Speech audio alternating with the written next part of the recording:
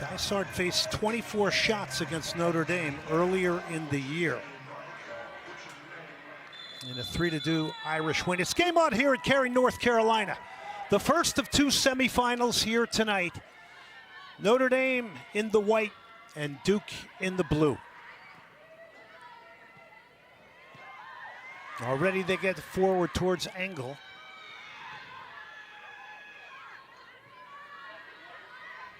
Well, we see this as a game, Casey, as who imposes their style on the other. 100%. And for the Duke Blue Devils, they want to have control. They want control of the ball. They want to control the tempo of the game in a way that keeps the ball in possession. For the Notre Dame Fighting Irish, they can certainly do that, but they also love to up the tempo and make teams uncomfortable by the way they press and defending forward. Good look there at Minestrella, the junior from Redondo Beach. She's got 12 goals on the year. So many goal scorers out here tonight that it's hard to keep track. So many players capable of scoring goals. It's Duke in possession here now. They'll whip it out wide here to Oliaro. And boy, does she deliver a good ball. She had that tremendous cross to Devin Lynch against Louisville. Well, that's something that Duke wants to do. They want to create those triangles in the wide area and have a lot of different three-player movements that allow space for a player like Oliaro to find those services. And for Notre Dame, they're not going to want that to happen, so they're going to rotate very quickly out into that wide space. Piper, nice penetrating pass here. Broken up by Notre Dame. Now it's Duke that applies the pressure. They win it back in a very good area. Minestrella lays it into the box. And a quick knifing run in there from Avery Oder, the freshman, after the pass from Minestrella. Well, that was really nice because it's that turnover in possession. A lot has been talked about the pressing of Notre Dame, but the Blue Devils like to press as well, and they'll look to turn them over when they're trying to play out of that three-back system and go to goal immediately. Casey, you get the sense that Kieran Hall is kind of putting Notre Dame through a bit of a test since they haven't got. Boy, would think getting the first goal here tonight could really be big payback. The first 10 minutes is critical for both of these teams and just feeling comfortable. The stakes are very high, so you just want that pressure to go off just a little bit where they can make the other team uncomfortable but feel like they're more comfortable in their possession. Good ball from Laguerre. Here's Oliaro.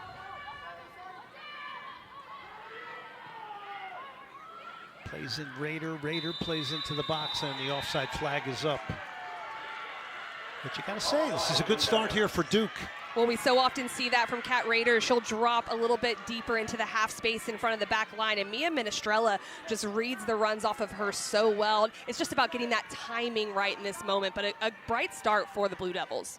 Minestrella's had 4 game winners, leads the team with 64 shots, so she's in and around it in the penalty area. Absolutely gorgeous surface here. Playing conditions exceptional here in Cary, North Carolina, as always at Wakeman Park.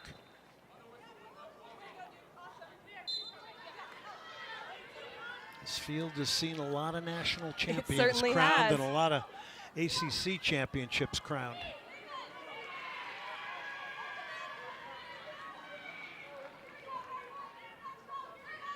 This is Carolyn Calzada off the throw. Grad student from Sugar Hill, Georgia. Spent 2 years at Texas A&M. Minestrella now. Blind pass, gave it away.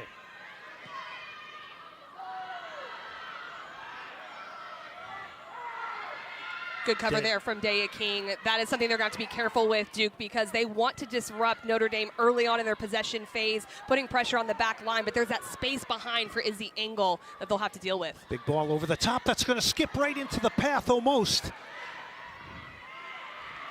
And the streaking Oliaro made a run from wide into the middle. Well, that's the vertical play that the head coach Kieran Hall told us that he was going to implement a little bit more here tonight to bypass the press of Notre Dame.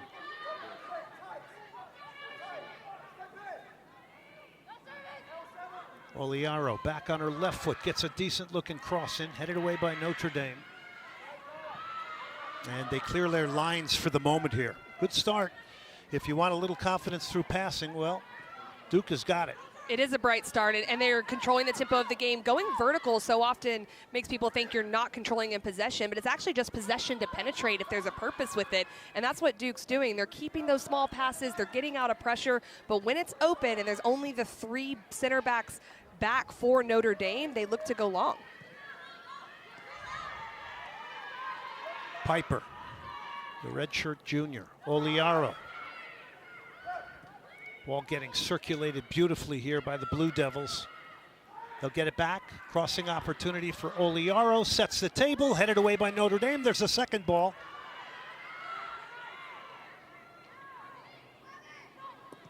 Ball whipped into the box across the face of goal. Nobody there at the back post. And out for the goal kick for Notre Dame. They needed that. They certainly did, and they're going to want to put the foot on the ball a little bit. Jocelyn Travers gets into the wide space. She can occupy wide or a bit more inverted. She looks to go for the far post area, gets her body around it just a little bit too much, but it is the right finishing choice from the outside back.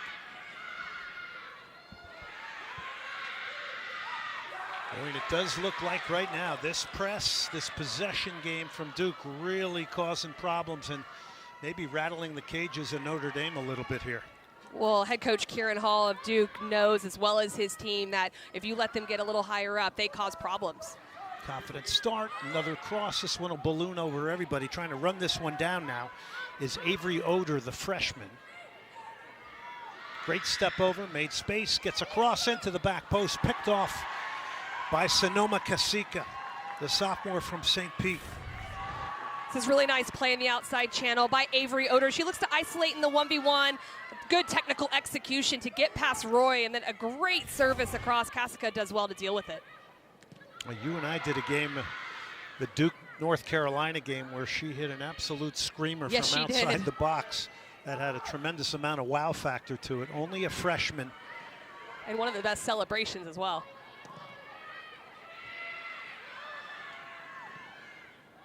Notre Dame now trying to just find a way to kind of wrap their arms around this game. One way to do it is get it to Engle. Here's Engle against King. It's still Engle. Engle's going to play it wide. Chukwu with a step over, a left-footed shot is blocked. There's a good response and some confidence for Notre Dame. Klenke.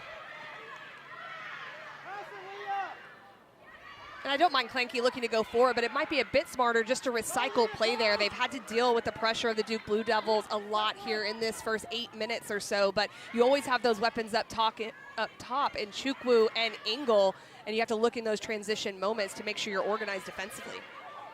Mia Minestrella coming back to be a bit of an outlet when that Notre Dame pressure comes. There's Annabelle Chukwu, first team All-ACC. She's got 11 goals and 2 assists, a sophomore from Canada. She's represented the under-20 Canadian national team. And what we're seeing with all 4 teams in these semifinal games is that they have multiple goal scorers, and that's what makes their attack so unpredictable. This one is overhit. Back to Sonoma Kasika.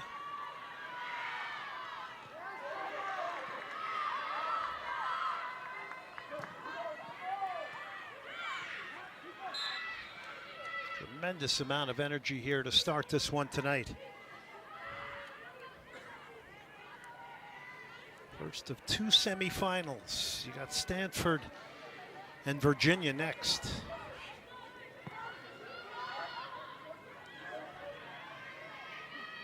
And you're already starting to see Jocelyn Travers invert into the midfield. She'll go beside Karina Laguerre, who's the normal holding mid as a single pivot that allows them to keep more possession. That's what Duke thrives off of, just a lot of different types of movement. Well, they look like they've established the possession game so far. That was one of the goals of the head coach, Kieran Hall. He also mentioned that they might have to go direct, but boy, they look like they're passing the ball sharp. Not too many unforced errors, looking like the Duke that he likes to see. That's definitely part of their game model. They look very comfortable in possession so far. They look like they're up for it tonight in this game, and their movement has been very good.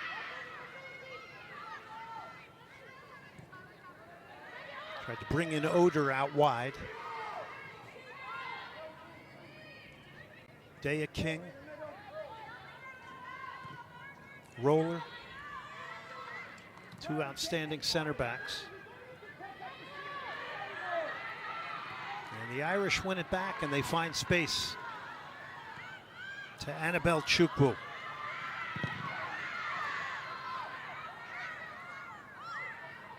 We'll see, this is good. It's connecting that first pass because Notre Dame loves to press immediately, that counter pressing. So when they win it, they got to connect Duke. Chukwu. Still driving into the box, weaving in there, and a real threat was Charlie Codd, who only had one more defender to beat. Well, the way that Notre Dame positions themselves centrally, they have their two front runners, and Charlie Codd comes underneath, so it can immediately create a 3v2 against the two center backs of any opposition they play against. It can be difficult to defend. Roller. Here comes Notre Dame now, trying to press higher. Minestrella has done a wonderful job checking back into midfield to alleviate the pressure and lead to something like this. What a switch from Oliaro. This is Oder now. Oder back on her right foot. Oliaro will get it out wide again. Delivery comes in towards the far post and comes off a defender into the grateful arms of Sonoma Cassica.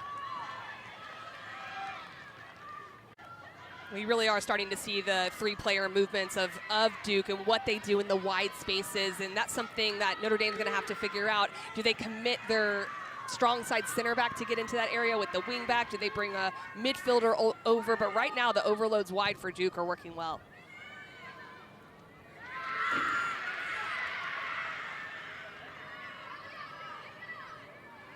Seven-game winning streak for Duke coming in. Notre Dame, only loss of the season occurred in the very last regular season game against Pitt. That one opened a lot of eyes. Mia Oliaro now. Oh, it's a great ball. She has brought in an overlapping run, whipped in towards the penalty spot, cleared by Notre Dame.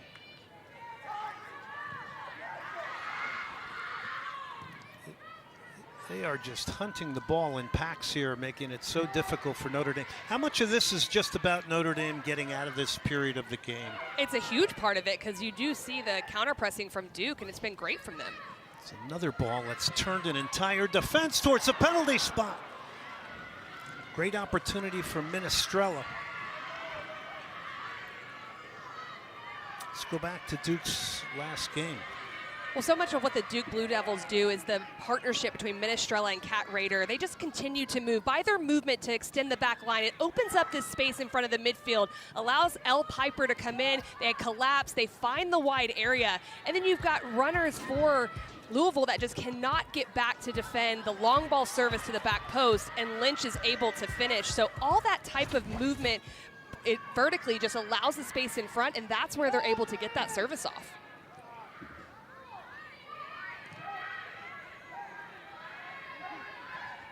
Stepping in and winning it. Here's Minestrella, who again, she's doing a lot of her best work tonight with her back to goal, coming back into midfield to help be a part of the buildup and get the team out. Here's Minestrella now in the box. Will get a left-footed shot off over the top. Started that attack and almost finished it. The movement right now from Duke is phenomenal. They are moving off each other. It's very much in sync. They understand the areas they need to go. Eyes up, looking to play. Oder finds Minestrella, gets that half yard of space for an opportunity. And you mentioned it earlier, Glenn, how much of this is about Notre Dame just getting out of it. They almost are able to get out of it there, but this is a great shot though from Mia Minestrella, just trying to get it on frame. I think Notre Dame has to figure out how to just ride this the next couple minutes and make sure that Duke doesn't score. Minestrella leads Duke with 12 goals and 4 assists. What I loved about that attack though, it started for her 10 yards inside her own half as the target to help them break the Notre Dame pressure. And then all of a sudden she's at the other end of the field and the one who's taking the shot on goal. The interchange and the push-pull movements of Kat Rader and Mia Minestrella are essential to the way they attack. When Mia Minestrella comes deep like that, Kat Rader extends beyond. So the center backs don't want to step with Minestrella. It allows them to form that diamond in midfield that gets more numbers forward. And so right now, it is just clicking for Duke.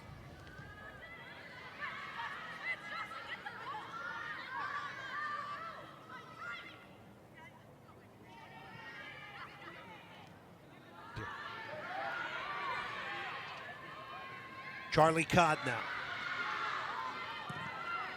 It'd be good for Notre Dame maybe to just get a little confidence through passing.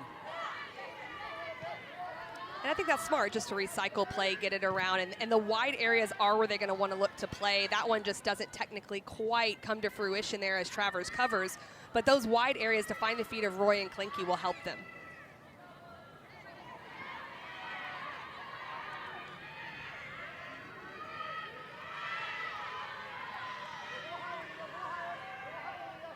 Calzada.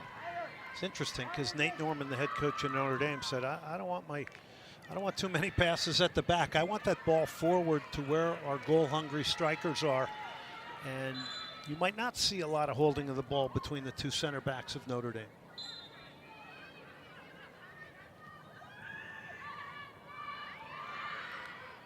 Well, I agree with you, Glenn. I think that you may not see it a lot, but it's where they find the next ball to still be able to go forward, which is in this wide area. This is what Notre Dame needs to be doing going forward. Here's Klinke. Is anybody getting across at the near post? No, it's easily handled there by Caroline Dysart.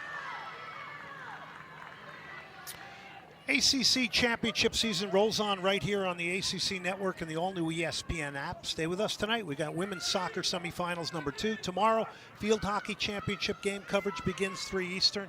And then on Sunday, the men's soccer quarterfinals start at 2 Eastern. ACC Network is the home of ACC championships, and we're involved in one right now. That space created right there is all because Oliaro and Minestrella and Oder go really high in a vertical advanced position. It's forcing Klinke and Roy to become those wing backs in the 5-back very quickly. So there's so much space for the outside backs of Duke to be able to penetrate.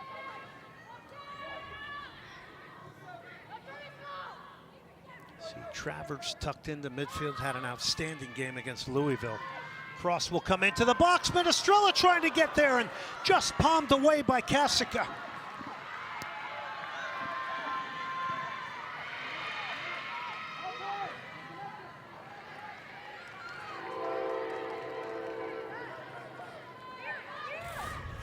We're just taking a look back at this. This is a very good ball from Devin Lynch. It's curling in. Minestrella is the run that distracts. She almost connects. Great save by Kasica, because when you have that run in front, it's completely distracting. You just want to parry it away, and she does it. Duke has had 3 shots in the last 3 minutes, and boy, that was a reactive save and goal, to your point, Casey. And you need things like that from your goalkeeper when you're against the run of play. So you have to come up with those big saves. Oliaro headed away. Second ball. Here's Chukwu now. Does a good job of holding it up and laying it off. Good center forward play from her. Izzy Engle trying to get started. Shifting and changing direction will knock it back. Minestrella. When what Duke's doing defensively, they're really clogging the central areas and making sure their distances are really tight for their pressing, and it's making Notre Dame uncomfortable. The space that Notre Dame has is wide, and finding the feet of their wingbacks, that'll make the Duke Blue Devils have to chase a little bit more into the wide space. This one will go out of play. Nate Norman told us when we spoke with him this week, he said, look, this tournament's got to be a reboot for us because the last 2 games were not good in his opinion.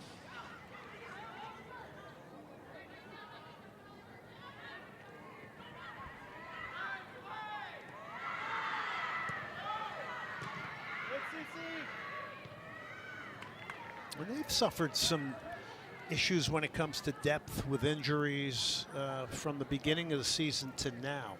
100%. There's been players in and out of this Notre Dame team, and you just have to figure out ways to win. Cobb just bouncing around a penalty area. You don't want that if you're Duke. You want that if you're Notre Dame. Joseph knocks it back. And this is where the direct ball can go into the wide channel. That's the look right there. That's what they need to find, but they're doing it with a little bit too slow of pace. It allows Avery Oder to go in and defend, but that is the area for the Fighting Irish that's available.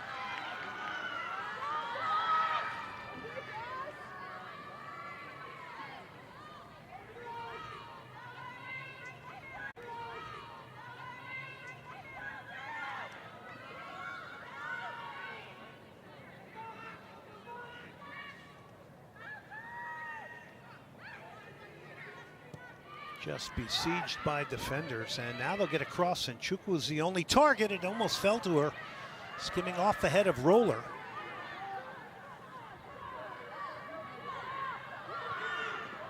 Chukwu knocks it back.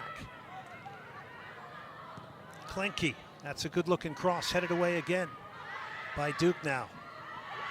And Duke found out against Louisville they could win in a different way with collective defending, blocking crosses, tackling, a very different way. They're certainly bringing the industriousness of defending, but also it looks quite organized. As I mentioned, they're really tight in the central channel. They're also making sure Devin Lynch and Karina Laguerre get back as the holding mids into the box, because Notre Dame is a team that they can be against the run of play and still have some special players or some special service to create opportunities. So all those defensive pieces have to be on for 90 minutes against this team. Oh, it's a wonderful turn. Thought she was going to hit it, Charlie Cobb.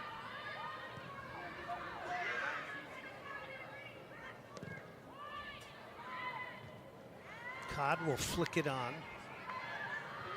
Chukwu will head it back in the box. A little bit of head tennis going on here in the penalty area, and Duke's going to break out. If they can get there, no, they can't.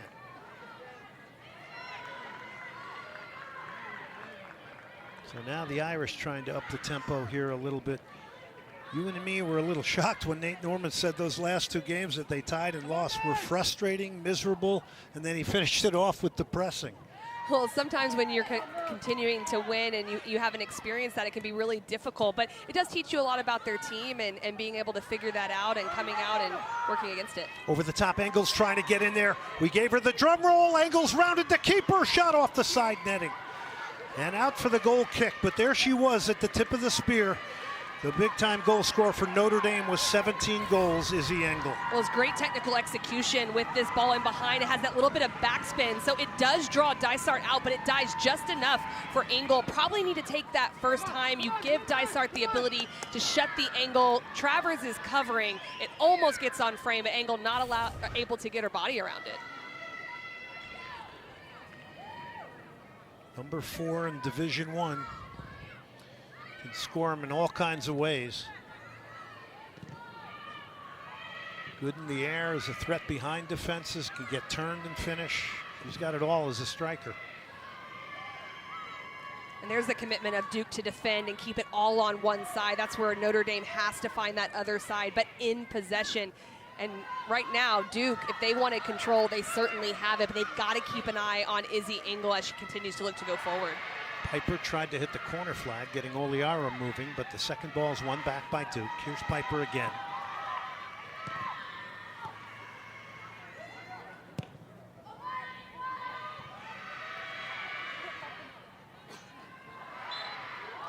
And Notre Dame will get the free kick. These two teams met in South Bend earlier in the year. Notre Dame winning that 3-2. Game that rained goals. Izzy Engle scored in that. Matriano, Chukwu for Notre Dame. Duke came back and got 2 late goals from Kat Rader and Mia Minestrella to make it a 3-2 game. Well, that's what's so great about these two teams is it looked like that game was going to be more of a blowout, and then Duke came back in it, got 2 goals to bring it to 3-2. You just can never count either of these teams out with the attacking production that they have. It's pretty fair to say there's individuals scattered on these 4 semifinal teams that from an individual perspective can create their own chances and score goals. It makes it so exciting. It really does, and you have that individual brilliance, and then each of these teams also have their units and how they play together. They all do it in their own type of way and different types of possession, but you have to be aware that there are individual players who just have the ability to put their stamp on a game when you're not able to break down the back line.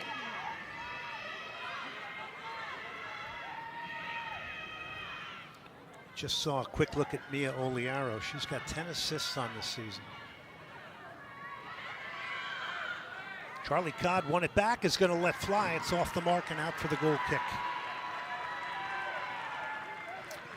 Here's our Week 11 ACC Network Saturday football lineup at noon Eastern. SMU taking on BC. Then we'll have a command center presentation of Syracuse, number 18 Miami, 4 different camera angles and real-time player and team stats. Finally, it's Florida State and Clemson at 7 Eastern. Both teams looking for wins to become bowl eligible. All 3 games available on the all-new ESPN app. Well, it's that time of the year. Finality, consequence. I mean, if we look at all 4 teams here, right? I mean, There's nothing, you lose tonight, there's consequence, you're out of the tournament. You lose in the NCAA tournament. So it leads to just a different feel. This is the time of year every player and coach wants to be at. It is different. It does feel different. You need the regular season, but you want this. Trying to do her magic down this left side was Klenke. Well, and all the coaches we talked to said, part of our job is taking the pressure off at this time of the year. In fact, Nate Norman gave his team a couple days off after the Pitt loss. Well, there's so much of it about just managing the performance environment, understanding what your team needs in what moment, and that separates the really great coaches, is those that really understand what your team needs in order to be able to continue their performance.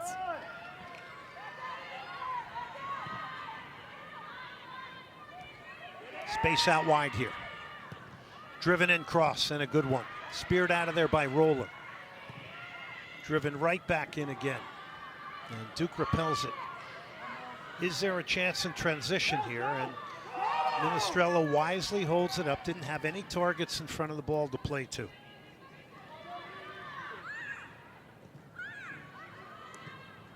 So one of the things we're seeing from Duke is that they sometimes build out of a 4-back and sometimes out of a 3-back. They're controlling the game so much in this middle third that it's allowing Jocelyn Travers to invert and create that overload in midfield. So there's 3 midfielders for Notre Dame, but there's 4 when Travers comes in there for Duke, and that's why they're able to control that central area.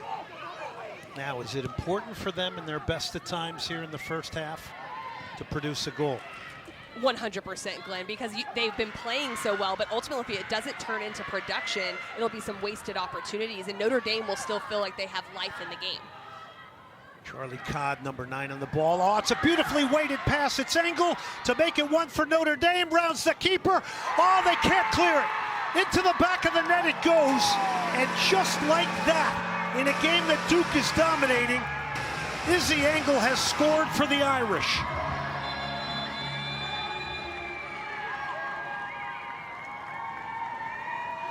They are going to take a look at this. Coming over is Rashawn Clark, the referee. And we are going to listen in to him.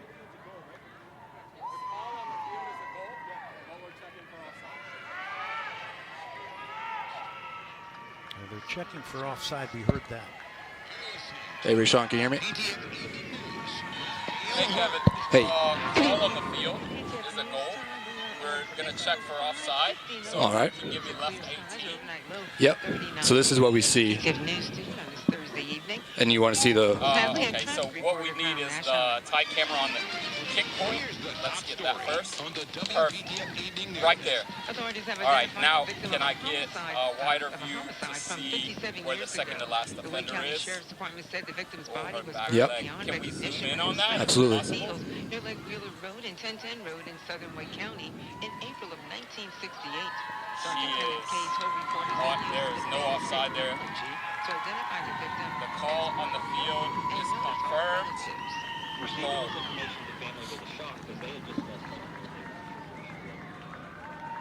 Checking to see after the initial pass from Charlie Codd if Izzy Engle was onside.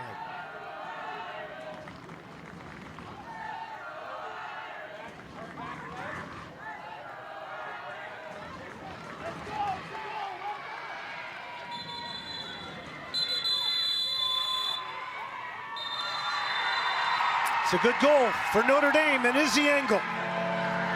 Well, this is what Izzy Engle does. She plays off the backside shoulder. There's a little space created in front.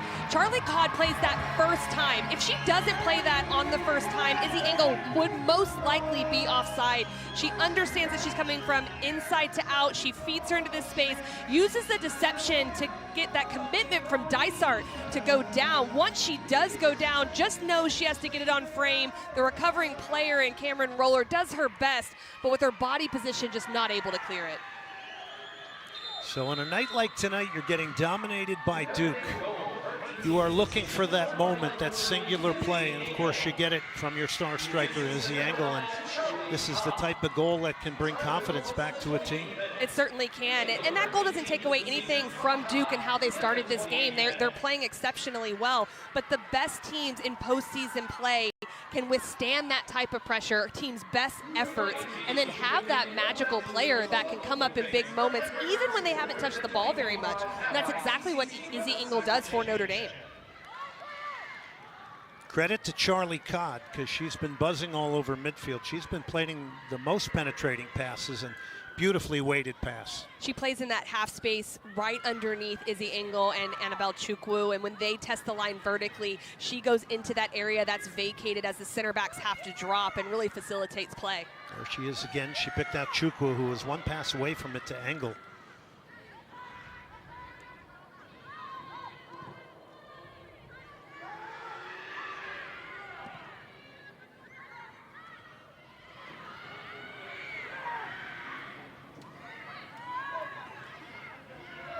Oliero pulled out wide, but cutting back inside now.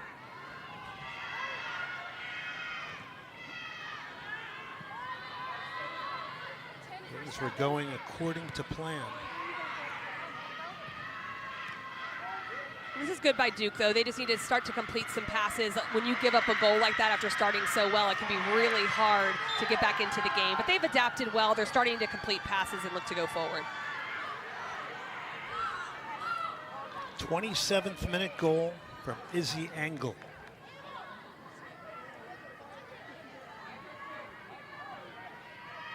It's the difference. It's a 1-0 lead for Notre Dame. Good look at Charlie Codd there, who got the assist on that goal.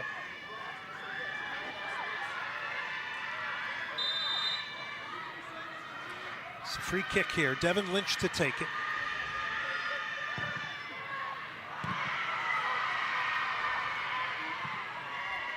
Daya King lobs it up in the air.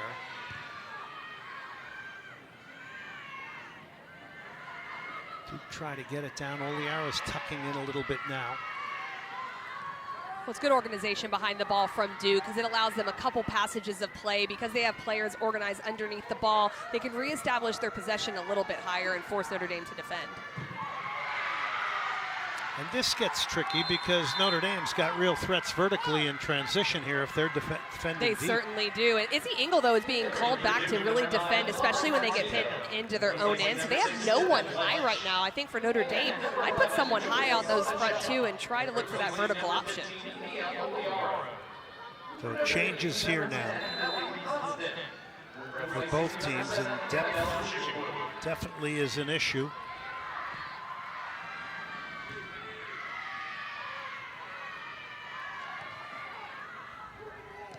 Especially in short tournaments. Ellie Hodson with 6 goals and 1 assist has come on for Notre Dame.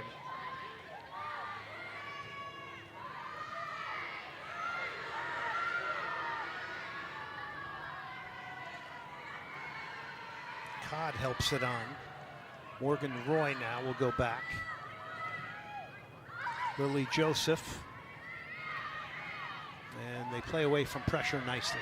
The speed of play is already better from the Fighting Irish, just getting it out of the midfield shape. It's how fast they play the ball, how many touches they use so they can isolate here in the wide channels. If you do it too slowly, Sonacheva doesn't have the opportunity to cover. Klenke. It'll be a corner for Notre Dame. By the way, Notre Dame is 10-0-1 when scoring first this year. And the Fighting Irish really want Mills to get on this, or Izzy Engle. Their aerial presence is there right in the middle of the 6-yard box, so the service becomes important. Again, still with Duke looking to go forward. This is important for Notre Dame to make sure that they get this right. Everybody's stacked up inside the 6-yard box, trying to make it really difficult here for Caroline Dysart in goal for Duke. Ticking down towards 13 minutes left here in the first half. Duke and Notre Dame from Cary, North Carolina. Glenn Davis alongside Casey White. Notre Dame off the corner here. It's a good-looking corner. Second ball comes out to Joseph of Notre Dame. Back in it comes, and Dysart with the basket catch. Great job from Sonacheva to get a little bit of pressure on the ball after winning the aerial battle, but also for the back line of Duke to step. That creates space for Dysart to feel comfortable to come and collect. Here's Sonacheva now.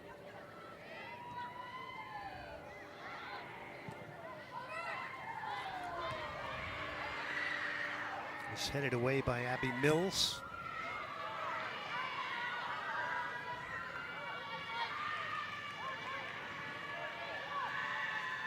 Lauren Martino, who just came on, who switched that out wide for Duke. And Devin Lynch is the one that was in prior that likes to kind of operate in the wide channels. Lauren Martino will play between the lines, just in behind Matriano is where she's going to try to occupy space and make it hard on the center backs of Notre Dame.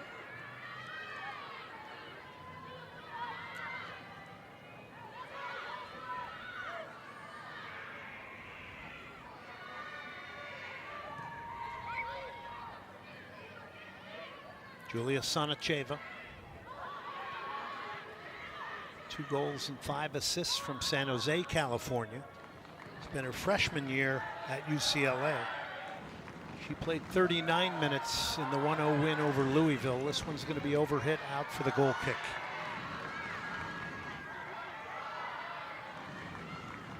Something that's going to be really important for Duke is just making sure that they have these little things right. They step the line, they get high, and that forces Notre Dame to get away from Caroline Dysart. It clears the space, makes it comfortable for the goalkeeper to come out. Those little types of things will be really important because Notre Dame thrives on creating that chaos in front of goal. Great look there from a goalkeeper's perspective. Exactly. There's so much going on in front. So those little details as you get further into the postseason, those are the fine margins of how you can help out your goalkeeper and just eliminating all of the chaos that's going on in front. You quickly saw Caroline Dysart there, the goalkeeper that Casey referenced. She faced 24 shots against Notre Dame and had a season-high saves of 7 in that game and a 3-2 loss.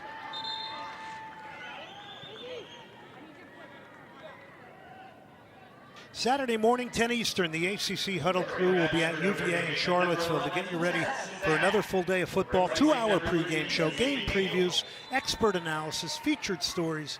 It's all right here on the ACC network and the all-new ESPN app. Right here in Cary, North Carolina, it is a 1-0 lead. Izzy Engle, the lone goal in this one in the 27th minute in the first half, where up to that point, it was all Duke, and Duke really in control.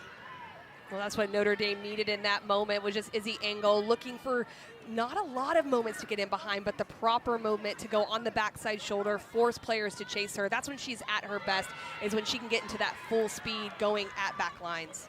Now Notre Dame winning the ball off their pressing game. This is where you probably got to hit a bigger ball like that just to get yourselves out. And that's something the head coach of Duke, Kieran Hall, in his first season told us. We're going to have to be vertical at times just to bypass the athletic press that they put on. This time Minestrella can't control it for Duke. And I do think that Duke did that early on. They were keeping control of the ball, also looking to play vertical every now and then. Now it's starting to look like when they win it, they need to change the point of attack, just like we were talking about that with the Fighting Irish. Now it's for Duke to find the opposite side. Got to be a free kick there. Dumped is Lauren Martino, a redshirt freshman, and she's from right here in Cary, North Carolina, which makes it even better. Played in the Under-17 World Cup for the U.S. in India. I'm just astounded that every time I'm doing my prep work, I see the amount of national team experience at youth levels from all these players. And they're traveling to some big places. India's not like Cary to Chapel Hill.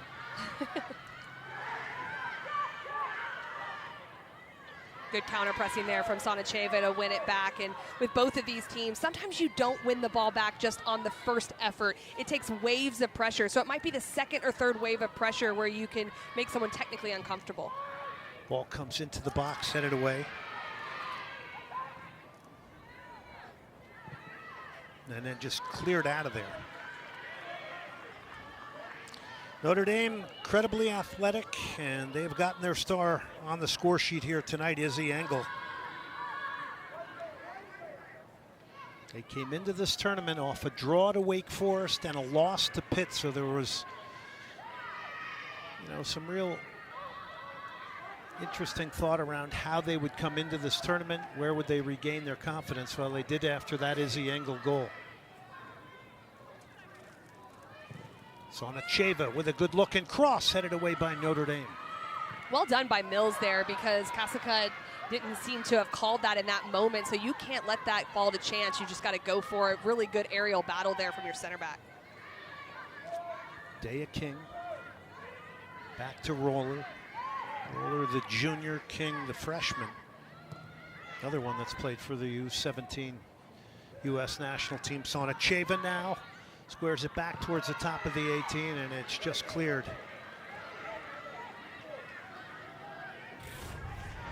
Well, the 1v1 isolation from Sonacheva, really nice. Puts it into an area that's a little bit uncomfortable for Kasika. She's trying to expand her range. They're not quite able to get it. That's when you want your center back to be able to step up and be brave in the challenge, and she certainly did. This one pushed towards the end line, just weighted that little bit too heavy by Laguerre.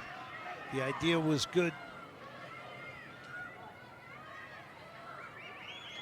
Good look there at Abby Mills. 2 goals and assists for the sophomore from Southlake. And later on tonight, we got another good one, Virginia and Stanford.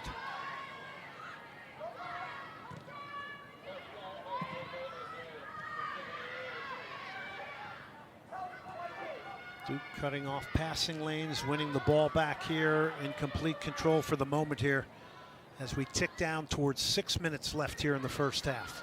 And now that they've forced them into this condensed shape, now it's about probing. Daya King can probe off the dribble, which she's doing now, and it might have to come from El Piper as well. That one goes over the inline. But once Notre Dame gets back into their low block shape, it's just incredibly hard. So that continued movement and moving the ball quickly will be important.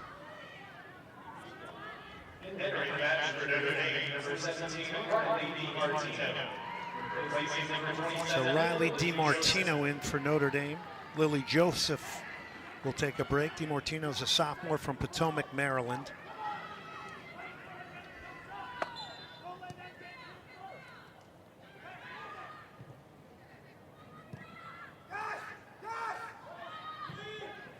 Big ball forward here. That backwards pass is an absolute cue for Duke to press. You can hear Kieran Hall on the sideline urging his team on. They're committing 3 players high in the press. And so as soon as it's played backwards, they want to try to make the Notre Dame Fighting Irish back line be the ones that have to facilitate attack, not let the forwards get possession of the ball.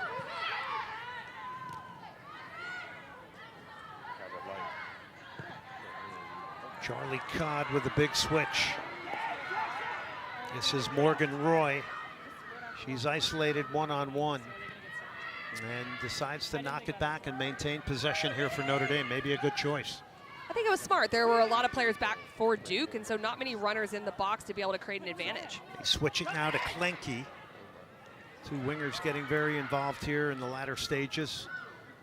And Duke looks to play out of here. There's the press. It's one right back by Notre Dame.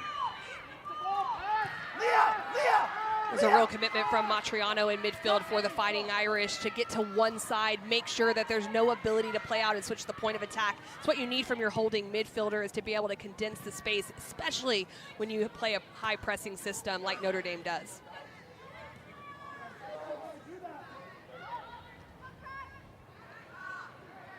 Driving into the box now is Duke. A shot, it's 1-1. It's all tied up. Duke has tied it up here. Kat Rader has done it again.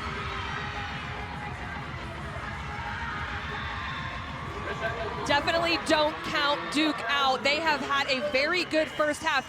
Just that finishing touch was what was elusive for them, but Kat Rader gets in a great spot. A little chip ball from Sonacheva, and she wins the battle. Look at that little dink over. She gets a fortunate touch there off of Mills, but then she makes no mistake about the strike. That's exactly picture perfect what you want from your player. Keep it low, go across frame. It's incredibly hard to make a save. Just a textbook finish, but it's the ability to get around Abby Mills that really clears this space for Rader.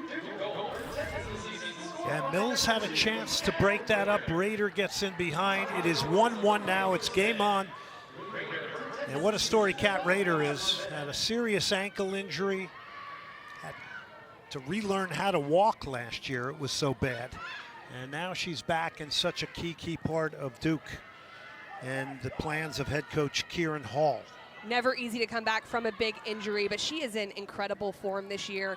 Just the way that she moves. This is the Kat Rader that we saw when she first came in, but now an older version, a more experienced version that's been through some adversity. But she is just really a big part of how they tick and how fluid they are in midfield. Under 20 national team player as well. Grandfather was a player for the Houston Astros in Major League Baseball. Comes from an athletic lineage.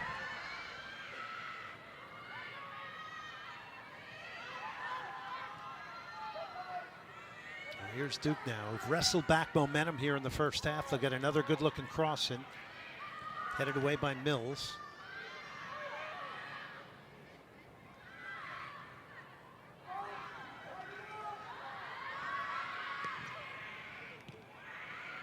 King wins it. It's King again now. Uses her body well, is going to earn a free kick here. We're ticking down towards 2 minutes left here in the first half.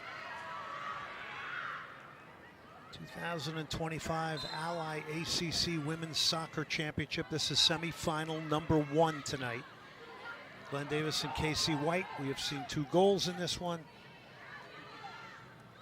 First from Izzy Engle and an equalizer from Duke's Kat Rader. There's a real ebb and flow to this tonight.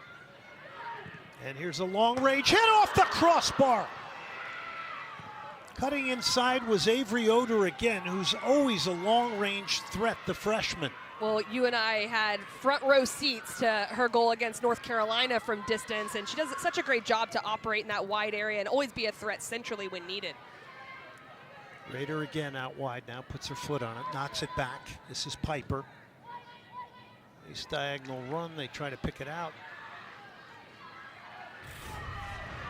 And Oder just comes inside and absolutely unleashes a shot. She has that little bit of bend on it. It is dipping down. You almost think if she was another yard or 2 out, it might have snuck under the crossbar. Kasica looked like she had it covered with how much height it had on it, but a great strike from the outside winger.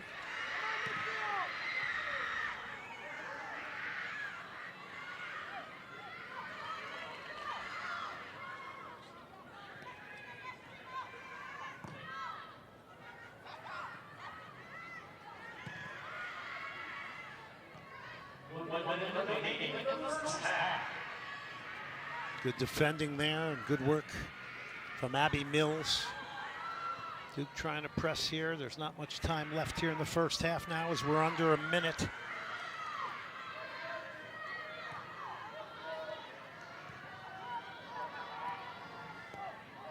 Well, we've seen this picture often where Duke has been able to settle in and just change the point of attack. That really plays into the way that they want to play. I'll be interested to see if Notre Dame tries to get a little bit higher in the second half, but Duke has been very clinical on the ball, and now they finally found that finishing efficiency. Big, long defense turning ball there. Good support from behind here from Duke as they're trying to get maybe one more chance here. The cross will come in. Can they turn it back? Out it goes. First half comes to an end. A 1-1 draw here between Notre Dame and Duke. Your thoughts, Casey?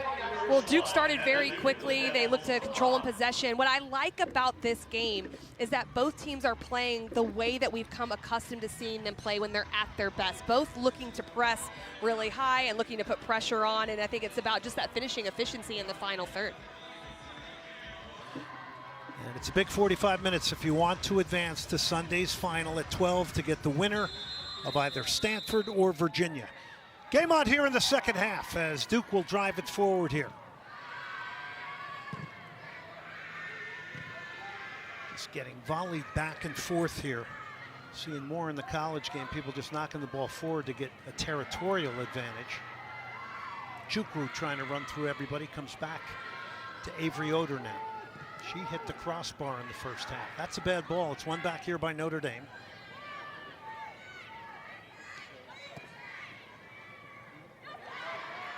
But it is interesting. These are very demanding, highly competitive coaches who have done just outstanding jobs with their programs. And these may be the younger set. We'll get some of the veterans in the second game here tonight. And Steve Swanson and Paul Ratliff. 100%. But you like seeing that in coaches, and that's part of the psychology of coaching as well. If you've had an okay first half, you don't go in and just talk about that. You want to keep your team hungry as well. And so pointing out some things that could be the separators is something that coaches need to do in those moments. Logan. Calzada. I've been very impressed with the midfield play of Charlie Codd, who had the assist on the Izzy Engle goal. Cross will come towards the far post. It goes over everybody. They get a cross back in, easily going to be handled there. And you're right about Charlie Codd. She's getting on the sides of Karina Laguerre and in their defensive shape. When you have a single pivot like that of the Duke Blue Devils, she operates a little bit into that space, and it just gives her the availability to get on a full turn. Yeah, that goal Izzy Engle scored. When she received the ball, Notre Dame found her, and she had tremendous space to be able to pick her head up and wait that pass. Engle. Still Engle. Shot it wide. Great look for Engle here to start the second half. And I like seeing that from Engle because it took a little while for her to get on the ball in the first half. So that time she just figures out to go for herself and win it. And sometimes you have to do that, especially if you're playing against a team that's established some possession. You use the defensive side of the game to win that possession over. And that's something that she is no stranger to because she sets that line of confrontation so high. She's touted for being the ACC Offensive Player of the Year, but I would argue that her contributions on the defensive side as a forward are as critical to this Notre Dame team. Their first half goal now has 18. Chukwu. Codd running out of defense, laying a wonderful ball off here. Just a little long. They can't turn the cross back. So Duke under pressure here to start the second half.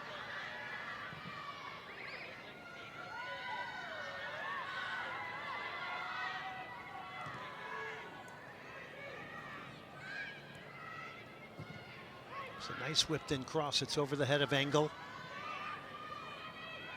And Jocelyn Travers does a good job to be able to win that header, but they were not marked on Chukwu and Engle in those moments. They were actually finding space in between, so they have to get touch tight to their players on those and then go to search out the ball. Cross is blocked. That's kind of reminiscent of what Duke did to Louisville. A lot of tackling, a lot of blocking shots. Played a different type of game and won in a different way against a very good Louisville.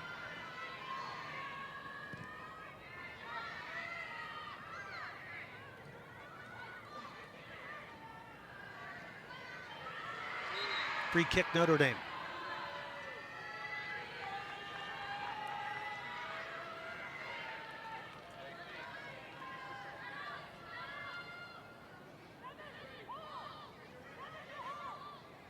You can just see that Abby Mills is getting higher. She's definitely one of the aerial presence players for Notre Dame. See the delivery here doesn't beat the first defender. It's swept away there by Julia Sonacheva, who remains out there after her performance in the first half, after coming off the bench. And if Abby Mills is going to stay high, this should be served back in because not only is she not in her center back position, but she's the aerial presence as well. So a reservice has to come quicker for the Fighting Irish. Chukwu got turned. Still Chukwu. Beat one. Tries to get a shot off. King with the great block. Notre Dame has come out smoking here. Over the top it goes from Charlie Codd. Well, I liked what Nate Norman said, though, for Notre Dame and for Duke, that there's going to be those back and forth. There's going to be spells of possession for Duke. There's going to be spells of possession for Notre Dame. And right now, Notre Dame is using their pressing, their defensive effort to get a little bit higher up the field, keep Duke locked in a little bit. And you're seeing it now. Kieran Hall's trying to organize his team, and they're actually looking to go long in this moment. I don't blame them because of the way this first 5 minutes has gone and how they've been locked in.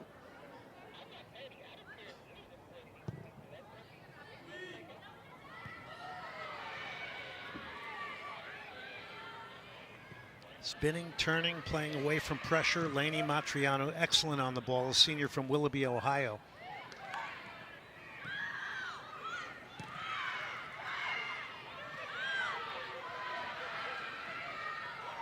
Morgan Roy. Joseph Back to Roy now, who's made a run down the right side here. Tries to turn the cross back to Chukwu.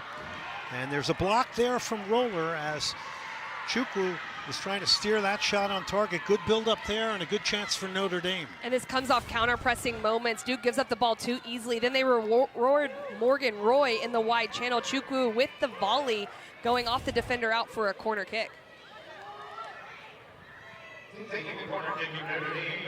They play the short one. It's Joseph. Drives a great cross in. Nobody can get ahead on it. Towards goal, and out breaks Duke. Oder. What a ball from Oder. She shook off 2 tackles. She's picked out the run now here of Rader, and now Duke will hold it up back to Avery Oder. And what they do in this type of moment is important, Duke. They've elected to start with Farrah Walters up top. She has a player that can get a lot of pace in behind. Minestrella can as well, and she does that. But she likes to drop in and form that diamond. That need to look for moments to not only keep possession, but go more direct while Walters is testing the back line. King, Roller.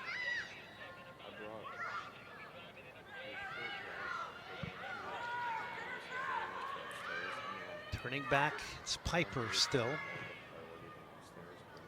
Plays it wide. There's a foot race down this far side, and out it'll go. It'll be a throw in Notre Dame here.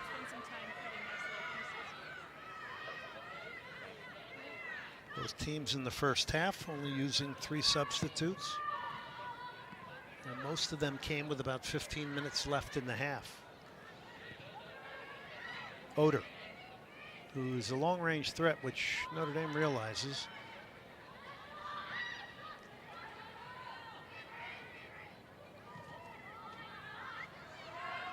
Ball getting pushed out wide now here. It's a crossing opportunity. First time ball towards the end line. The offside flag is up.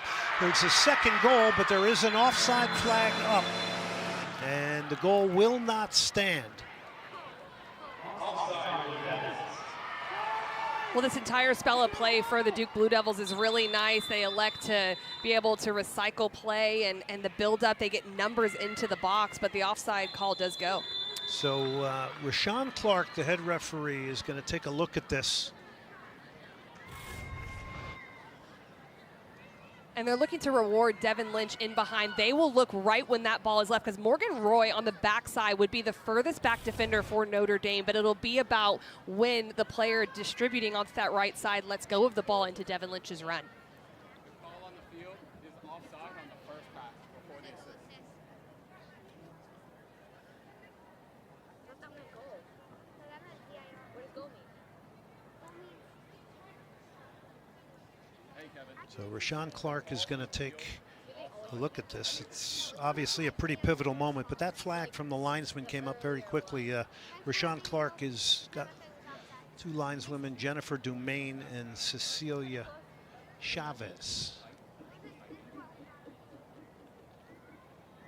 Opportunity for coaches here to talk to their players as well. It certainly is, and I think for Duke, depending on what happens with this goal, it's also about just solving the pressure that Notre Dame has come out with, because even if this goal does count for them, they'll like that, but it'll be difficult. So they're just taking a look at, is she in beyond Morgan Roy, that number 23 you see, the closest to us, and then you see Devin Lynch on the far side. That's what they'll be looking at, and the timing of it off the foot in the wide area. All you gotta do is, how do you get 90 from Pretty dramatic moment here, because 90? if this were to stand, Duke would take a 2-1 lead here. And it's certainly just a game of inches right now, because from the angle you're seeing, they're taking a look at, is Devin Lynch just a little bit in behind the player, and it's that run from the inside channel into there that causes problems. But Duke does a really good job in this moment to get multiple runners in the box. That's why the organization did lead to the finish. Rashawn Clark, the referee, still looking at this.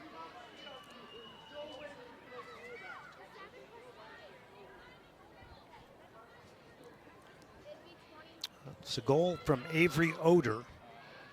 We're looking to see if it's going to really stand here. And boy, he's taking a long look at this. It's incredibly close. You can see where Morgan Roy has her left foot. That might be beyond where Devin Lynch her feet are in this moment. It just is depending on that timing. That's how tight this margin is when it actually comes off the foot of the distributor in that wide channel. And there's nothing that Morgan Roy can do in that moment. She's just keeping the line there. It does look disjointed. Two center backs higher than the wing back and the opposite side center back as well in Calzada. So not as organized as they'd like.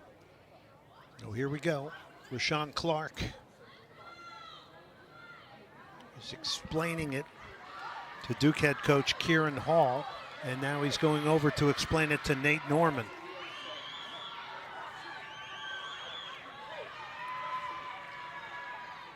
And he's going back to look at it again now.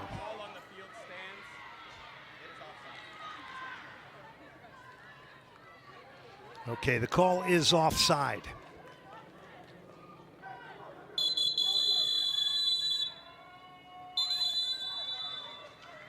So the score remains 1-1. The goal from Avery Oder won't count. And both teams have 37 minutes and change here to try and find a game winner tonight. Well, these next few minutes are critically important, and I would argue more for the Duke Blue Devils. Wow, incredibly close in that moment. Notre Dame really gets away with one here because Avery Oder fills that space, 2 runs above. She fills in behind for a very nice finish. But it's critical for the Duke Blue Devils because they are going to need to emotionally respond well in this moment, not be frustrated, but just continue to move forward. It's a big ball towards the corner flag here, peeling off.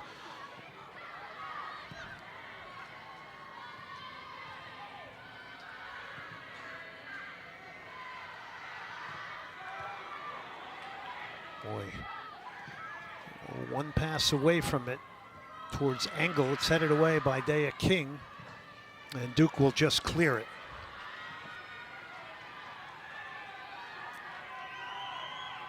Got to mention too, one of the most talented players on Notre Dame, Grace Restovich, has been injured. She's an assist machine, had 8 assists this year and 2 goals. And that's someone right in the center of midfield. She operates as more of the 8. She plays holding and she slides up into the attacking. So a big loss there for Notre Dame. Here comes Notre Dame driving in the box. That's one timed out of there by Duke. Bending it forward here is Devin Lynch.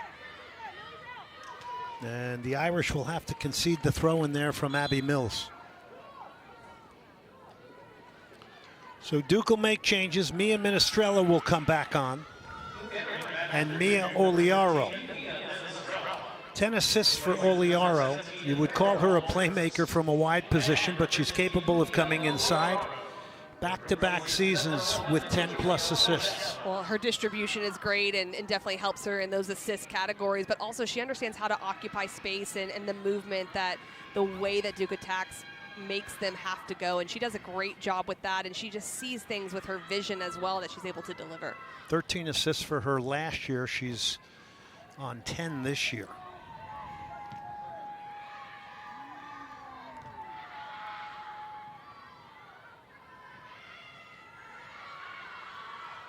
There's Oliera already looking to play it forward.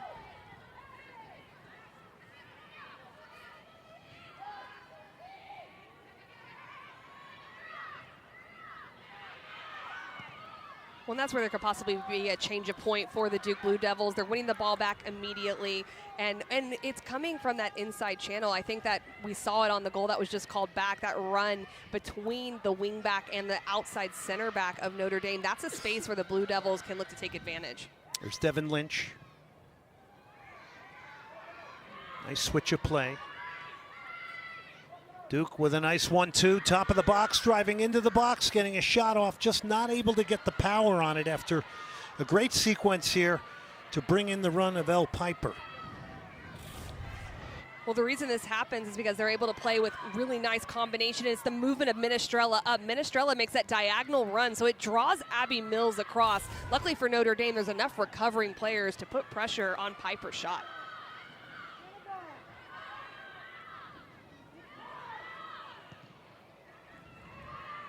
Unforced error. It's one back here by Duke. Duke trying to get in. It's a one-time pass there from Mia Minestrella. Chukwu. Engle. It can happen in the blink of the eye with these two, and Daya King comes over. Tremendous lateral cover to break it up. What a freshman year Daya King has had. She has just adapted so well to the collegiate game. She covers well. Her covering angles against a player like Izzy Engle is not easy to do, and she's done a great job so far in this game as well. Cott for Notre Dame. Getting Notre Dame in the white, Duke in the blue. Cary, North Carolina, Wake Med Park. The first Horizon Stadium, Glenn Davis. And former U.S. women's national team player Casey White. I hope you're enjoying this on the ACC network. First of two semifinals. Engle over the top, and the offside flag is going up. It's not going to matter anyway, because off her line for Duke is Caroline Dysart. Well, this is the risk now as you get into the second half. Fatigue can set in at times, and it becomes harder to cover ground. And if you can't get those pressing moments correct, there's going to be an opportunity for a player to look up and try to find Izzy Engle in behind. So the starting position of Dysart is going to be important behind the back line of Duke to cover in that area, but also they have to read service and drop because Engle is staying right on the back line looking for one opportunity. Piper. You'll notice Piper in a wide area right now, but she tucks inside into midfield, and that's kind of where she came on that last attack, where she got into the box. Well, with the vertical movement, you bring up a great point, Glenn, because the vertical movement makes Notre Dame have to respect it and go backwards. That allows for space in front for someone like Piper to penetrate and go into those spaces.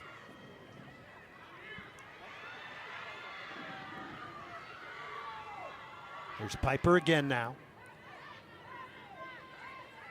Karina Laguerre played it forward, and they're one pass away from it. We have not mentioned enough about Karina Laguerre and what her job and role is for Duke in midfield. If you watch her play, she is just so simplistic in possession. She does a lot of defensive work in the way that Duke presses, but also just connecting the simple pass. A lot of times people don't rate that enough, but you need that type of player underneath all the movement that's going on about the front five of Duke, and Karina Laguerre allows that to happen.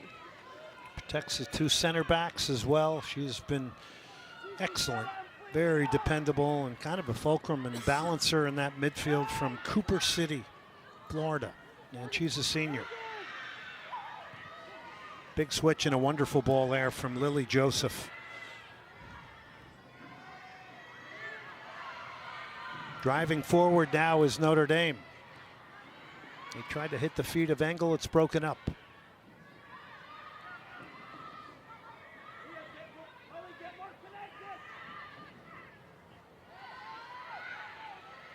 Trying desperately to get it out wide here. Driving it forward.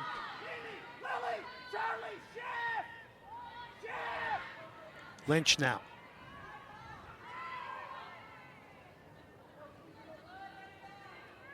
Devin Lynch, Laguerre, Piper.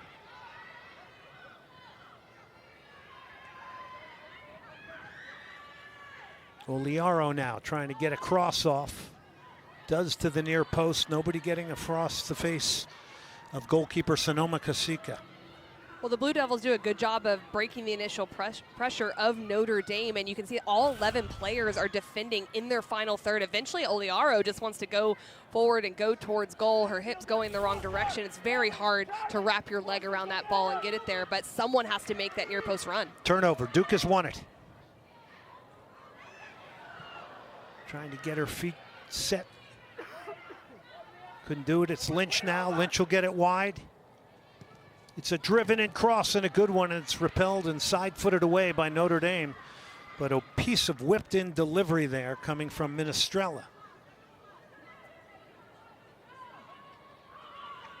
She shows up in different areas. Really good coming back to the ball in midfield, but this time was wide. She's incredibly unpredictable in the way she plays.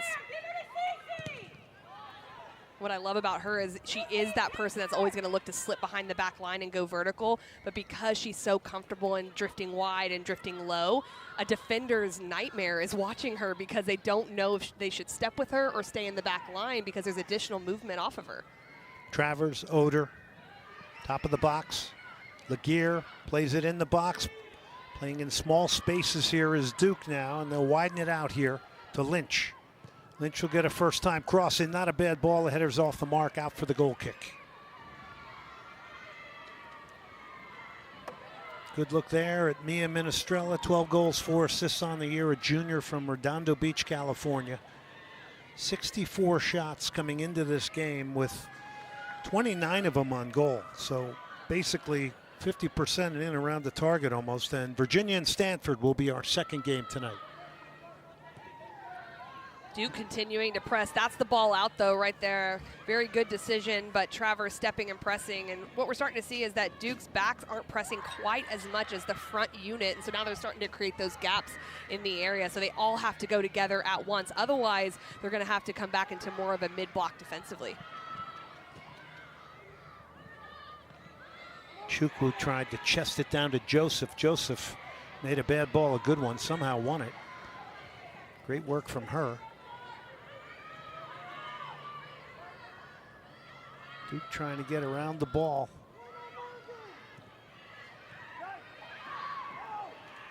It's a bad ball there because it's allowed Engle now to join in the attack. This is the transition we know that Notre Dame is capable of. Her shot is blocked. Great recoverability from Duke there. That looked threatening. Well, immediately when that ball turns over, you see the eyes of the Duke backs looking at the ball. They need to turn and sprint immediately when there's no pressure on the ball on Charlie Codd because Izzy Engle is already sprinting. They do a pretty good job here, though. They do let her inside, but Daya King comes into that space, makes sure to block the shot.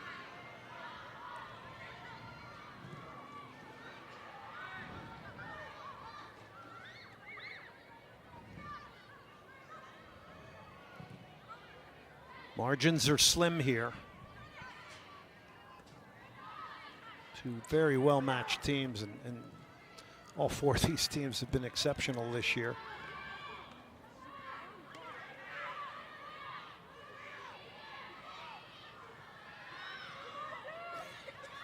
Of course, a reminder, last year all four teams from the ACC in the College Cup, Stanford, Duke, Wake Forest, and UNC, who won the title. Just again, showing off the power of ACC women's soccer.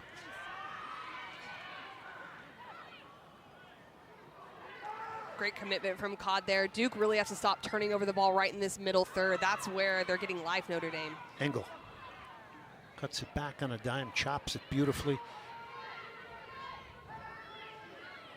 10 for 7. Codd to Joseph.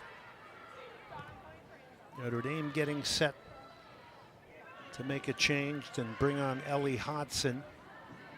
She came on in the first half.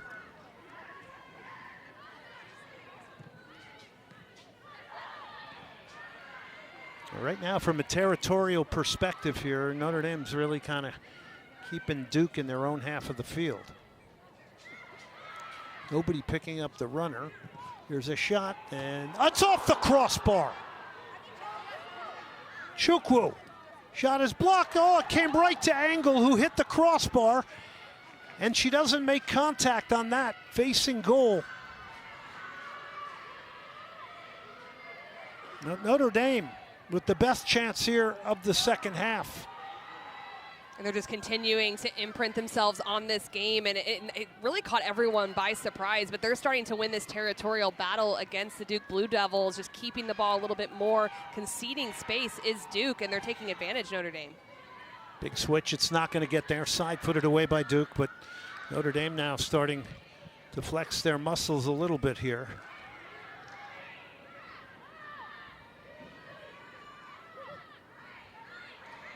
Logan. Nice ball out wide here. This is Morgan Roy. Joseph.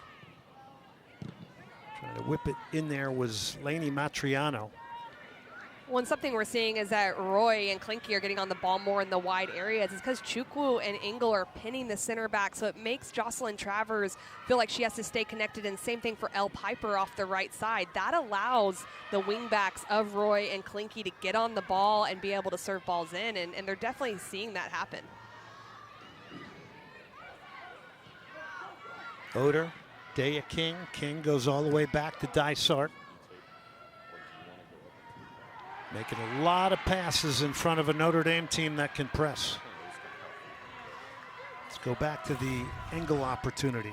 And Engle comes in and she gets a shot off. It was going away from goal. It looked like it was going to go over, but it comes down, goes right off the crossbar. Chukwu was able to get it and also have a second chance opportunity. But Notre Dame, definitely a good spell of possession. 13-7 Notre Dame in shots. And let's see if Duke can wrestle some of this game back here now. Notre Dame looks like they're lifting their level here a little bit. Morgan Roy now, sweeping tackle. It just feels as if the counter pressing is better. So it's immediately when Notre Dame loses the ball, they win it back, they commit to it, and it just starts their attack a little bit higher. Big switch, Clanky, first time ball, and good recovery there defensively from Cameron Roller.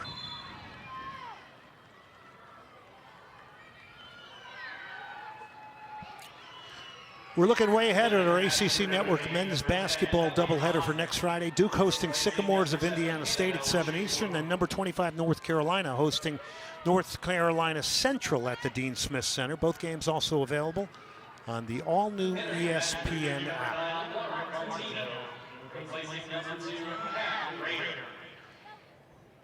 So Cat Rader will come out and take a break.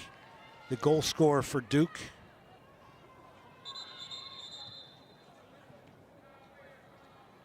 Lauren Martino comes on.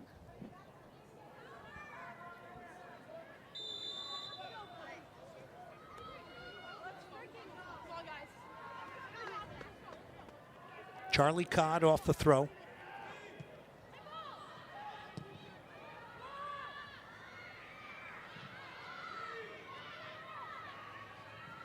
Well, this is an opportunity here where Duke just really needs to clear their lines, but you need players like Karina Laguerre, Devin Lynch, Lauren Martino to get their foot on the ball in the middle third and keep it for 2 or 3 passes. Those immediate turnovers are really hurting Duke because it's giving Notre Dame life to get numbers forward, win the ball, and continue to go really directly.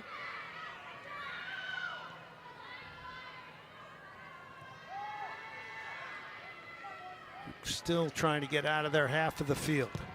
Dysart can't get it past the midfield. And Notre Dame's going to get a free kick here, an opportunity to load the box up.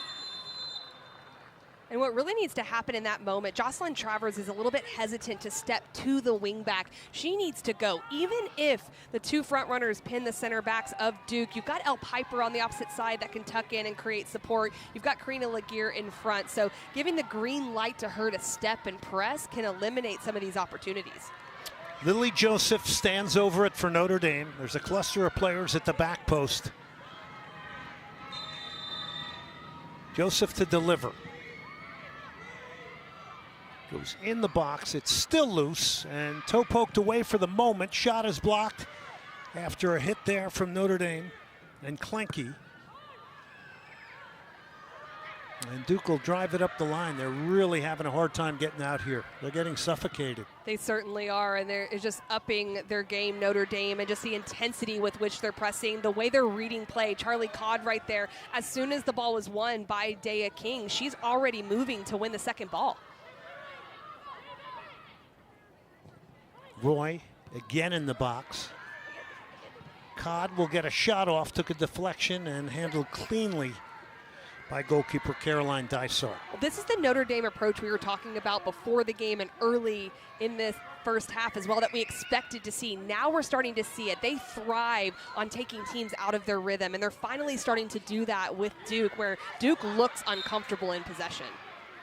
So when you're in the midst of this high pressure and you're really not having a lot of success, what's important for Duke at this point? Well, there's 2 things. You either can win the territorial battle by just playing a more direct ball and putting it over the top, just trying to get up and clear your lines, or you have to have someone take the air out of the game and just put their foot on the ball, tell everyone to settle down, and just start to connect some passes once you're higher up the field. But that can be incredibly hard to do. So if you can't, I just say clear it up, get it higher, get Notre Dame out of your defending half. And we can visibly feel the temperature getting a lot cooler here in Cary, North Carolina. It's probably going to dip below the 50 mark here tonight. The weather temperature, not the temperature of the players right now. I think that's heating up a little bit because they're getting more and more passionate as that temperature drops. Oder. And she does have power from long range and chops it on a dime. And that's over the top, out for the goal kick. I love that from Avery Oder, though. She plays with this confidence that's so well beyond her years, only a freshman. She doesn't just get into the final third and look for a half chance. She is okay cutting and getting around players, using deception. That's what you need from a top player in the final third, and she certainly has that.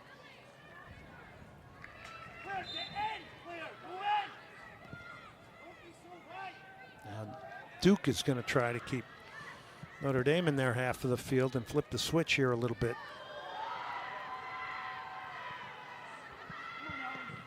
A run forward from Hodson. And now Duke wins it back.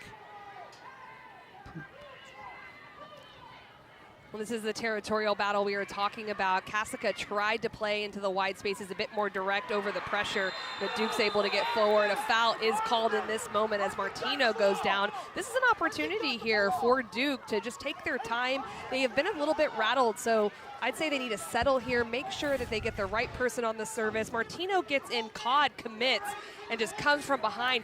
She cleanly gets the ball, but she also gets Martino in the process and coming from behind her with her body position. The foul's called. Only 18 minutes left. A set piece could be the difference very much here tonight.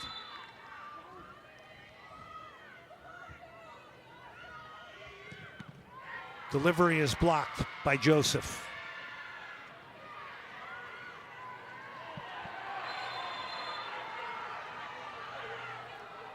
Well, Lily Joseph there trying to slow down play, and she'll have a conversation here.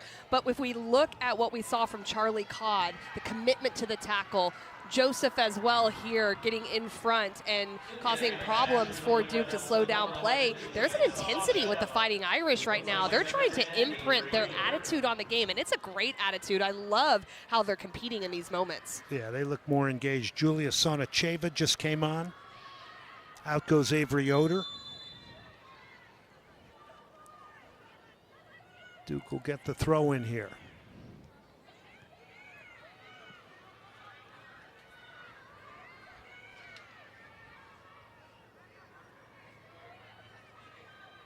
Here's a look at Julia Sonacheva, 2 goals, 5 assists on the year from San Jose, California. Had goals this year against Wake Forest and Virginia Tech. I'd love for her to get one now. Dysart does a great job off her line. Much better positioning from Dysart, because you can see Engle going down that way, and it's hard for center backs. The foul's called. They have to look to step, but they also have to go in behind.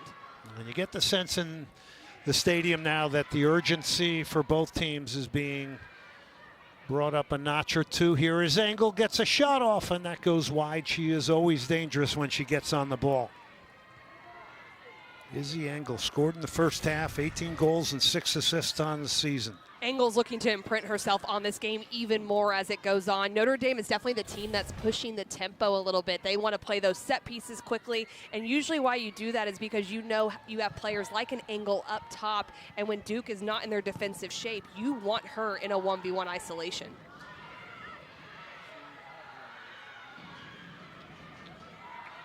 Under 16 minutes left.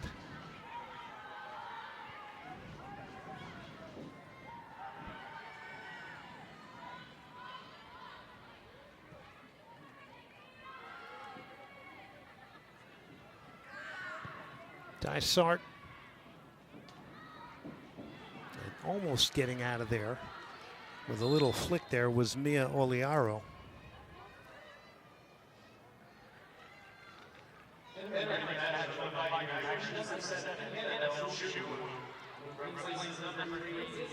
Annabelle Chukwu is going to make her way back in for Izzy Engle.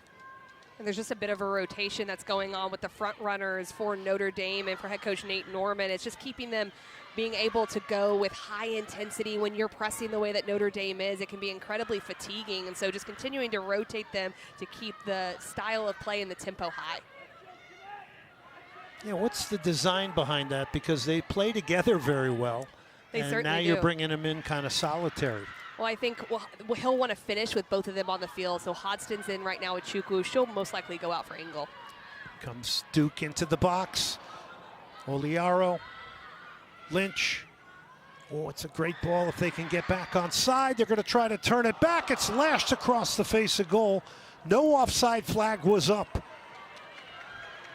It was a play that looked like it was going to end by going over the end line, and all of a sudden it's whipped across the face of goal. Well, everyone was stepping from Notre Dame. They're paying attention to players in front. Menestrella lets it go. Sadacheva is alert to it. If she cuts that back, there are two players, Martino and Menestrella, just standing there at the top of the six. Instead, elects to go across, but she has to cut that back in that moment to the player is crashing. Oh, they play away from pressure nicely. It's a shooting opportunity potentially.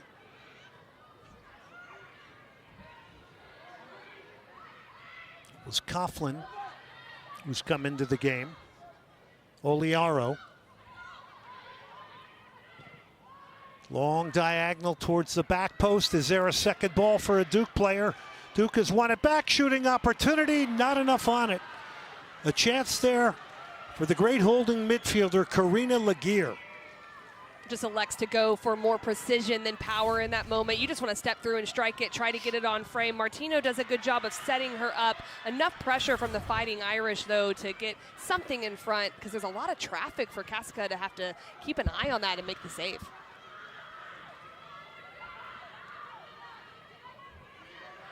Duke seeming to up the tempo now to counter what has been a more energized Notre Dame here in the second half. When the insertion of Lexi Coughlin off the right side has shifted Elle Piper to this left side. Jocelyn Travers has had a good game so far, but she was getting pinned back and not stepping to Morgan Roy.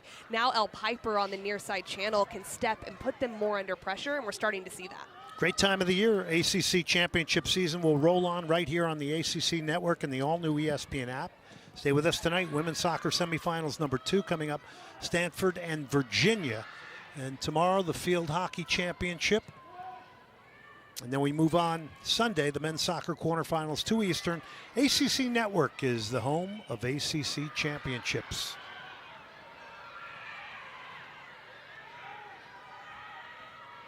Joseph now. Joseph's father was a professional soccer player and represented the Soca Warriors of Trinidad and Tobago.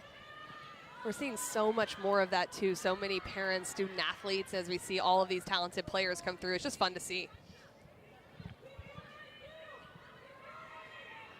Yeah, no question. And a lot of times parents, you get the beneficiary of their kids one day that are exceptional players also. We got one of those stories in the Stanford game coming up. But right here, it's Duke and Notre Dame tied at 1. One of these teams looking for a game winner here to advance to the semifinal or to the final on Sunday to get the winner of Stanford and Virginia. And this game has been really interesting because the first half, Duke Blue Devils really had more of the play, and Notre Dame had to adapt and stay in the game, and they did. And this half, it's been Duke that's been put under a lot of pressure, but they figured out a way to keep it at 1-1, and now they're starting to build into the game a little bit. 10 shots in this half for Notre Dame. Here's a 1-2. Here's Devin Lynch. Lynch trying to get it back to Oliaro. Oh, Joseph, great use of the body there to spin and turn away from pressure. Morgan Roy knocks it forward. Hodson trying to get there. Last year was an all-freshman ACC player. Here we go. Izzy Engle comes back on. First half, she produced the opening goal in this one. Izzy Engle on that front line. She looks to go vertically. What that does is it makes the 3 center backs of Duke chase and go a little bit further back. That allows this space right here. And look at the timing of her run. It's absolutely picture perfect. She stays right on that inside shoulder of Travers. 2 players for Duke stop and put up their hands, but Izzy Engle certainly doesn't. That's the quality that she possesses in the timing and the finishing efficiency. Codd was running it forward for Notre Dame. She's had an excellent game here tonight.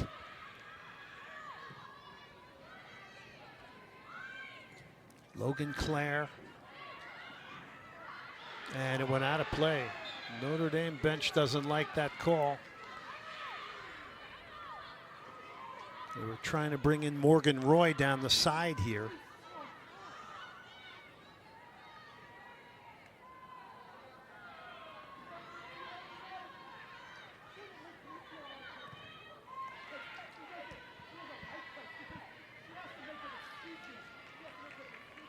Matriano switching it. It's good defensive shape from Duke, and Notre Dame's moving the ball quite well, but the channels are really tight. But this is where Izzy Engle is going to want to get on the ball. Great tackle by the freshman Coughlin. And now Duke has a decision. Do they go forward quickly? They don't really have numbers, but they may elect to. Whipped in ball. Trying to get in there and split two center backs. Was the run of number 13, Mia Minestrella. Oliaro.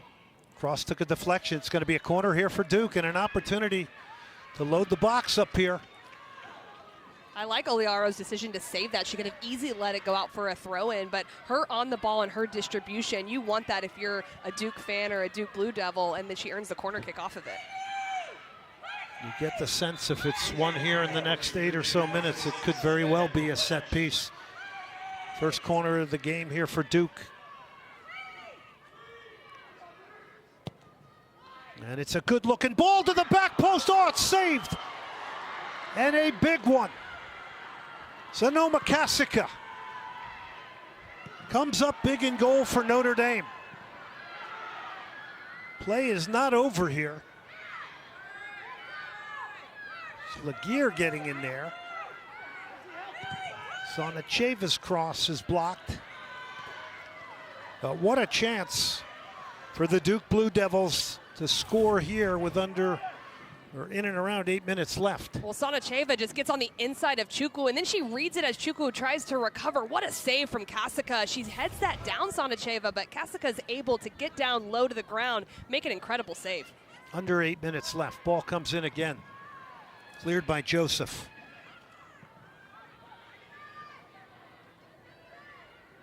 Let's go back to the corner again. Oh, I love the reading of the service from Sonacheva. She gets in front, Chukwu recovers, and she backs away, reads it down into the ground. That's the textbook header you want, but Kasika comes across well. Here comes Duke, trying to find a game winner here. Maybe one pass too many and maybe a little bit too unselfish.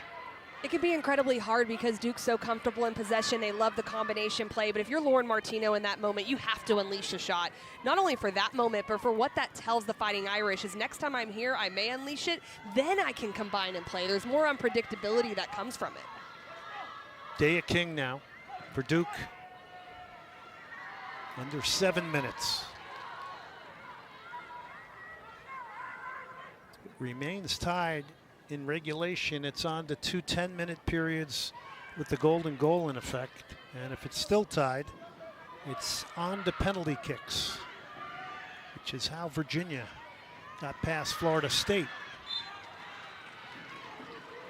So as Duke builds into this, I think something they need to very much be aware of is that Izzy Engle could just be hanging out up top at times, or Annabelle Chukwu. Anything in transition, the two center backs need to make sure they always have a +1 advantage, because Duke is definitely getting players higher up the field and pushing for the winning goal. Duke's going to get called for the foul there. Lauren Martino. But there is Izzy Engle, and she is always a threat, and in the blink of an eye can produce a game winner for you.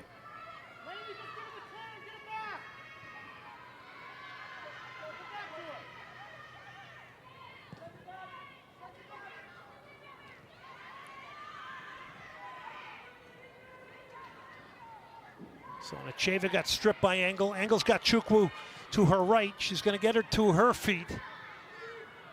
Chukwu trying to weave through 2 or 3. Not going to get a penalty there. It's good defending. They got 3 players around Chukwu in the box. It's incredible defending, because as soon as they're driving off the dribble, they drop and narrow, make sure nothing is in the middle. Then when Chukwu comes here, Elle Piper is working incredibly hard to get in behind, get a covering shape. So does Karina Laguerre, throws her off just enough. Then Daya King is able to time the tackle to perfection. 4 Duke players. You could see it there in that replay. Chukwu was just besieged by blue. You definitely don't want her in isolation if you're the Duke team, and you've got to get that cover. Oh, it's a good ball there from Devin Lynch. Oliaro had one to beat there, but a big tackle coming out of the middle from Abby Mills for Notre Dame. Lynch.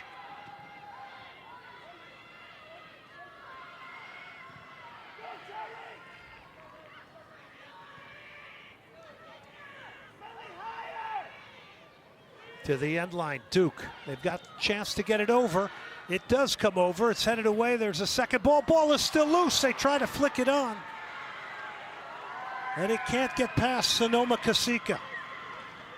Well, we talked about it earlier with Avery Oder, but Sanacheva just showing a lot of control there in that moment. She gets the deflection as well. A good battle. Notre Dame doesn't step the line, and they're incredibly lucky that Mia Minestrella doesn't get more on that ball coming through their 6-yard box. Roller got nudged off it.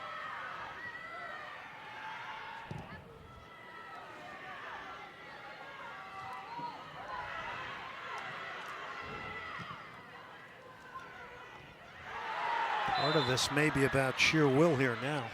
100%, and just players making plays. I like that from Daya King, though, going over and saying, you're going to have pressure. I might get called for the foul, but you're not going to have any room to breathe and turn. If you have a player like Chukwu, you certainly don't want her feeling comfortable. Claire Logan.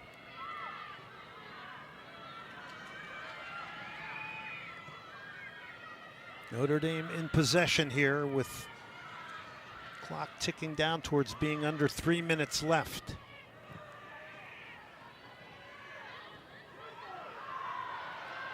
Morgan Roy is off and running. She bends it in the box. Chukwu's there! And that could be a game winner for the Fighting Irish. Morgan Roy to Annabelle Chukwu.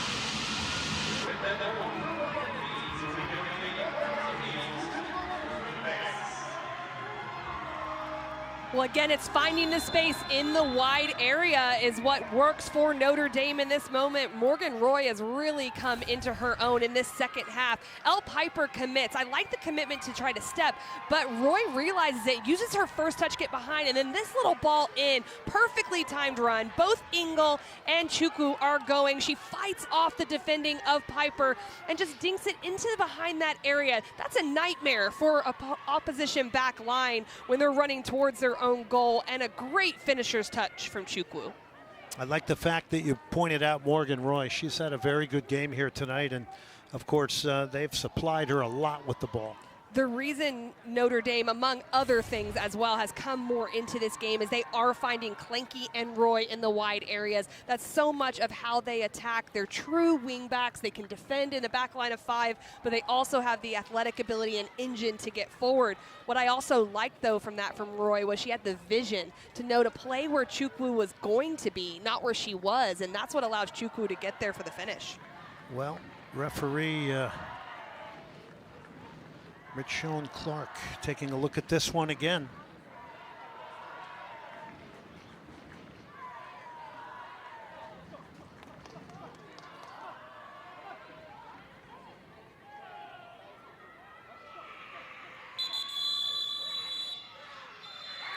Yeah, it's a good goal. I mean, the video showed it pretty distinctively, I think. Chukwu it looked almost a yard actually onside in that moment, but I understand why it's checked. You want to make sure in these types of pivotal moments, but a wonderfully timed run. She just works extra to get in front, get her body in front, and is allowed to do it with her furthest foot, and that's something where they're afraid to foul her in that moment, and she takes advantage. And Morgan Roy, again, just all the work she did in this wide channel, the precision of this pass and opening it up, keeping it low, nothing Dysart could do from that angle.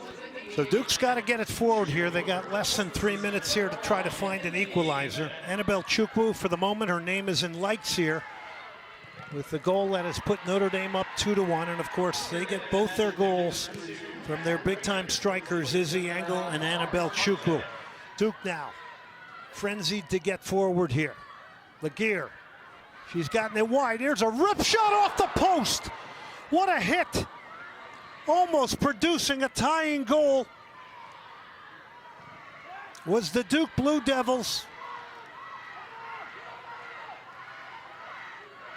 Is incredibly close in the outside channel, and it's Kat Rader who just preps her left touch, and it's an incredible strike. She has Kasika beaten in that moment, didn't beat the post, but we know that Kat Rader will look to strike from distance, already on 1 goal tonight, and just unleashes an absolute rocket here in the final minutes. Unbelievable. Right after Notre Dame goes up 2-1, Rader, who scored earlier in this match.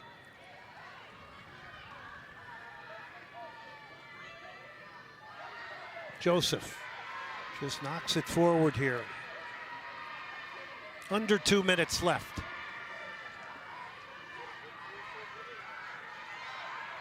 Both benches are up.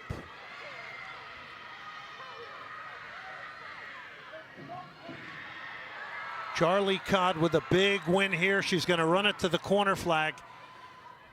And I know the big goal scorers are getting a lot of the attention, but she would certainly be in the candidate of MVP here tonight. Charlie Codd has been exceptional. She's had to cover a lot of ground, too, defensively as well. She's done well on the ball, but in the second half, she's just looked to have a different intensity about her, and her mobility in midfield has really been a differentiator.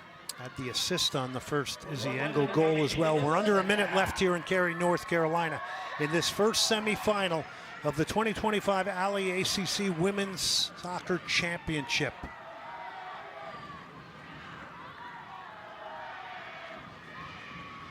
Got to get it forward here. It's driven forward by Oliaro. Over the top it goes.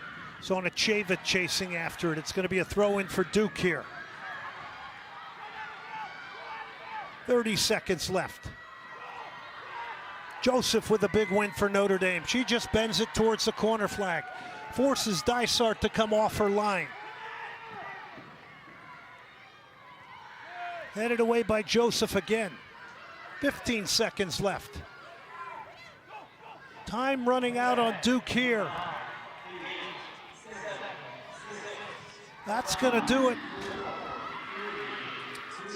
Annabelle Chukwu is going to get a game winner. Notre Dame, after missing out on their last two results, are back. They are 2-1 winners tonight here over Duke in the first set.